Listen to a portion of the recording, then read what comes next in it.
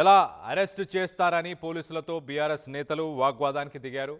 తీవ్రమైన కేసు కావడంతో నోటీసులు అవసరం లేదంటూ పోలీసులు చెప్పుకొచ్చారు. అరెస్టుకు ముందు మీడియాతో మాట్లాడిన బల్కా సుమన్, నన్ను అరెస్ట్ చేసి సీఎం రేవంత్ అలాగే మంత్రి వివేక్ రాక్షస ఆనందం పొందుతున్నారంటూ బల్కా సుమన్ ఆగ్రహాన్ని వ్యక్తపరిచారు. 6 సెక్షన్ల కింద బల్కా సుమన్పై కేసు నమోదు చేశారు. గురువారానికి మరో పక్కన ముందస్తు బెయిల్ విచారణ వాయిదా పడింది. బల్కా సుమన్ రిమాండ్ రిపోర్ట్లో కూడా కీలకమైన విషయాలు వెలుగులోకి వచ్చాయి. సింగరేణి సంస్థ ఆస్తులను ధ్వంసం చేయాలని, ఆఫీసులకు నిప్పు పెట్టాలని మాట్లాడిన బల్కా సుమన్ సింగరేణి కార్యాలయాలపై దాడులకు పిలుపునిచ్చారని ఫిర్యాదులో పేర్కొన్న జూనియర్ ఇన్స్పెక్టర్ ఆనంద్ వీడియో ఆధారాలను పోలీసులకు అందజేశారు. ఆనంద్ సింగరేణి ఉద్యోగుల భద్రతకు ముప్పు ఉందని ఫిర్యాదు చేశారు. వీడియోలను కేసులో కీలక ఆధారాలుగా చూపించి పోలీసులు బల్కా సుమన్ కూడా పోలీసుల ఎదుట అంగీకరించారు అంటూ వార్తలు వస్తున్నాయి. సుమన్పై గతంలో కూడా కేసులు ఉన్నాయని పోలీసులు చెప్పుకొచ్చారు. సో మొత్తం మీద బల్కా సుమన్కి సంబంధించి నిన్న జరిగిన అరెస్ట్కి సంబంధించిన విజువల్స్ మనం రైట్ సైడ్ బాక్స్లో చూస్తున్నాం. ఆ విజువల్స్లో చూడొచ్చు. మొదటగా బీఆర్ఎస్ భవన్ దగ్గర భారీగా పోలీసులు మోహరించారు. దాని తర్వాత ఆయన లోపల ప్రెస్ మీట్ పెట్టి కొంతసేపు సీఎం రేవంత్ రెడ్డి అలాగే మంత్రి వివేక్ కావాలనే నన్ను అరెస్ట్ చేపిస్తున్నారు అంటూ ఆయన మాట్లాడుకొచ్చారు. ఈ విజువల్లో మనం చూడొచ్చు. ఆయన సరెండర్ అవుతాను, చట్టానికి నేను కోఆపరేట్ చేస్తాను అంటూ ఆయన మాట్లాడుకొచ్చారు. ఆ వెహికల్లో ఎక్కి వెళ్ళిపోతున్న సమయంలో మనం చూడొచ్చు. నిన్న నాంపల్లి కోర్టుకు తీసుకెళ్లారు. నాంపల్లి కోర్టుకి మొదటగా పోలీస్ స్టేషన్ నుంచి తర్వాత హాస్పిటల్కి కొంత ప్రాథమికంగా ఆయన ఆరోగ్య పరిస్థితులు ఎలా ఉన్నాయని తెలుసుకోవడానికి హాస్పిటల్కి తీసుకెళ్లిన విజువల్స్ని మనం చూస్తున్నాం. విజువల్స్లో తనకి ప్రిలిమినరీ హెల్త్ టెస్ట్లన్నీ కూడా చేశారు. ఆరోగ్య పరిస్థితి పూర్తిగా ఆరోగ్యంగా ఉన్నాడా లేదా తెలుసుకొని తర్వాత మ్యాజిస్ట్రేట్ ముందు హాజరుపరిచాడు. మనం చూడొచ్చు. హాస్పిటల్ నుంచి తిరిగి వెళ్తున్న విజువల్స్. నిన్న అర్ధరాత్రి సమయంలో మరి మ్యాజిస్ట్రేట్ దగ్గర హాజరుపరిచి అక్కడి నుంచి చంచల్గూడ జైలుకి అర్ధరాత్రి సమయంలో చంచల్గూడ జైలుకి తరలించారు. సుమారు 14 రోజుల పాటు రిమాండ్కి తీసుకున్నారు. 14 రోజులు రిమాండ్కి తీసుకోవడం జరిగింది. సో మొత్తం మీద బల్కా సుమన్ పైన ఎఫ్ఐఆర్లో నమోదైన సెక్షన్స్ ఒక్కసారి మనం చూస్తే 326, 353.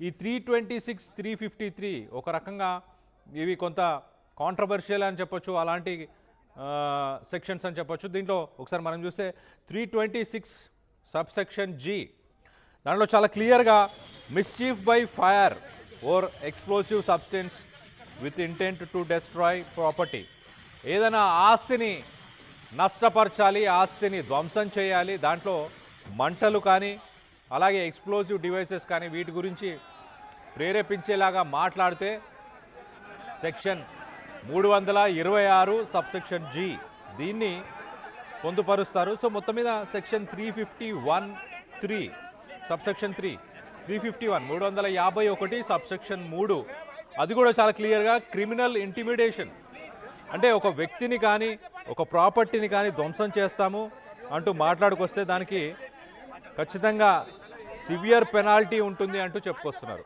మరో పక్కన బల్కా సుమన్పై పెట్టిన కేసుల్లో prevention of damage to public property act, అంటే PDPPA యాక్ట్ అంటారు. Prevention of damage to public property act. Singareni Bhavan అలాగే సింగరేణిలో GM ఆఫీస్, ఈ ఆఫీసులకు సంబంధించిన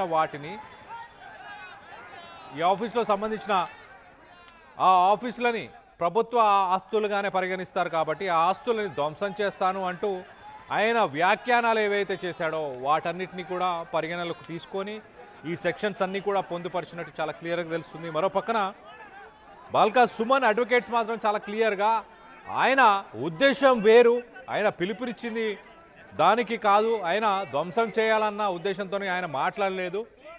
ఎంతోమంది రాజకీయ నాయకులు, ఇప్పుడు కాంగ్రెస్ ప్రభుత్వంలో ఉన్న వ్యక్తులు కూడా ఎన్నో సార్లు ఇలాంటి మాటలు మాట్లాడినా వాళ్ళపైన ఎలాంటి చర్యలు తీసుకోలేదు, మేము కేసు నమోదు చేయాలని ప్రయత్నం చేసినా చర్యలు తీసుకోలేదంటూ బాల్కా సుమన్ అడ్వకేట్లు చెప్పుకొస్తున్నారు. దీనికి సంబంధించి మరింత అప్డేట్ తీసుకునే ప్రయత్నం చేద్దాం. ఇటు మా ప్రతినిధి మధు అందుబాటులో ఉన్నారు, మధుతో మాట్లాడి తెలుసుకునే ప్రయత్నం చేద్దాం. మధు, నిన్న ఏం జరిగింది? అతని చెంచల్ కూడా జైలుకి బాల్కా సుమన్ని ఎన్ని గంటలకు తీసుకెళ్లారు? ఎగ్జాక్ట్లీ, కొంచెం హైడ్రామా, పొలిటికల్ హైడ్రామా కొనసాగింది ఉదయం నుంచి సాయంత్రం వరకు, అర్ధరాత్రి వరకు కూడా. Balka Suman BRS party office దగ్గర ఉంటే భారీగా పోలీసులు మోహరించారు. మొత్తం 2 పోలీస్ స్టేషన్ల పరిధిలో ఉన్నటువంటి పోలీసులు, ఏసీపీలు ఇక్కడికి రీచ్ అయ్యారు. ముందుగానే ఇంటిమేట్ చేశారు, అడ్వకేట్స్ చేరుకున్నారు లీగల్ గా.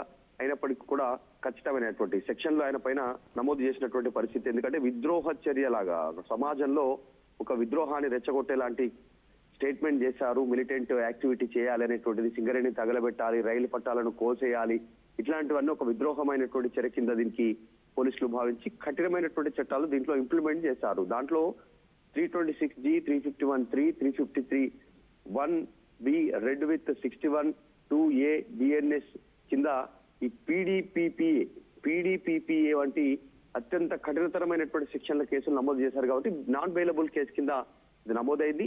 బెయిల్ రాలేదు, కష్టంగా జైలుకు వెళ్లాల్సినటువంటి సిచ్యువేషన్ ఉంది. కాకపోతే ఆయనను భవన్ నుంచి, బీఆర్ఎస్ పార్టీ ఆఫీస్ భవన్ నుంచి లిఫ్ట్ చేసిన తర్వాత పోలీసులు అటు నుంచి నేరుగా ఆసుపత్రికి తీసుకెళ్లారు, పోలీస్ స్టేషన్ తీసుకెళ్లారు. 6 గంటల పాటు విచారించారు నాంపల్లి పోలీస్ స్టేషన్ లో. అటు నుంచి కోటి ఆసుపత్రికి తీసుకెళ్లారు.